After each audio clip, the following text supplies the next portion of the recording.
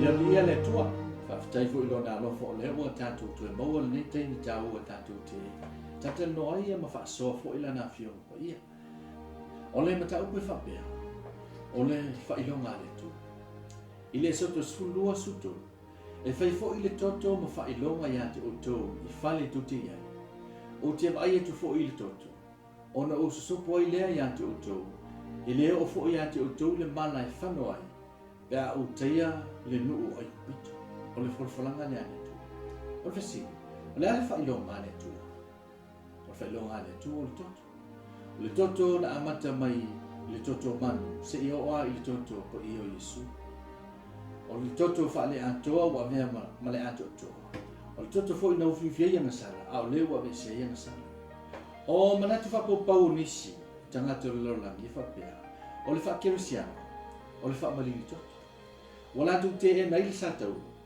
ai la tu te lia nisi o o ngā ke miso ai whamai a Paulo ia Korinito a wā o le mata upu i le satau o le valele i o mare a o le mana o le tu o ia tik tātou ua wha o le e mo mola o le toto i whai tuto o le maulea ma le wha misinonga le tu o ia ai kupito a o le toto fo i le i whai tuto a o le whaasao lea le tua ia Israel. O le toto te mai moe i le whaitutoa e mawai ai le manuia ma le male.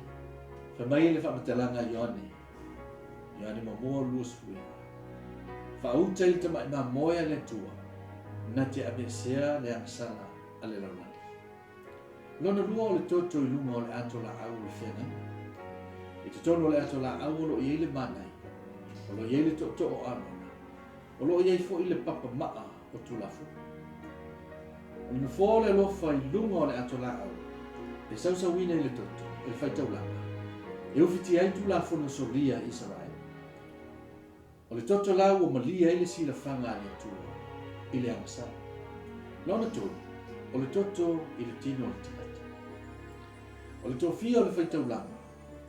E tu le toto i lona te linga taumutau. Tu fo le toto i lona lima matua. Ma le vai matua. O le whapa iaina ma le ufuina atu i le tua. A wā o le tangata angasala o le teimila me te tunu mai. E sausawina ai le toto kiriso e le ngāpai. Lona wha, o le toto le satou. Le toto lea o Yesu o tātou mau i le wha le lenga. O le wha le lenga a le tua ma le tangata angasala.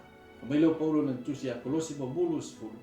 Ina ia whaalelea e ia o mea umalama ma ia ina ile leia tia lama i le toto o lona satau o mea i le lolanga a toa ma mea o i le langa. Ma Yesu i la tusi a Luka lusu lolu asifuru. Le ne ipu o le whenenga fōlea i lo toto o wha malingi ina mo oto. Ka mai lope teo e le itongi o reina i tātou wami o lana ini me pa o le auro po le ari pe tai. O tongi o leina i tātou i le toto tā ua o ke miso. O le whasiri. Wa i noa le tā ua o le toto. E le mawhai le toto manu o na tongi ola i tātou na o le toto o Yesu ke miso. O le ono le tino o le toto. O le whaamangaloina o ngasala. O le whaamalingina o le toto. A leise toto. O leise ola. O tuina mai le tua lona soifua atoa. Ina ia ola i tātou o e na oti i ngasala. Ia o le tātou mataupuna, o le tāua o le toto. Na amata mai le toto man.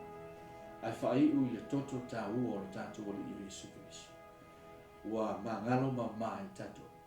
Ia tātou masala. Ia soifua mai manuia. Ono Yesu.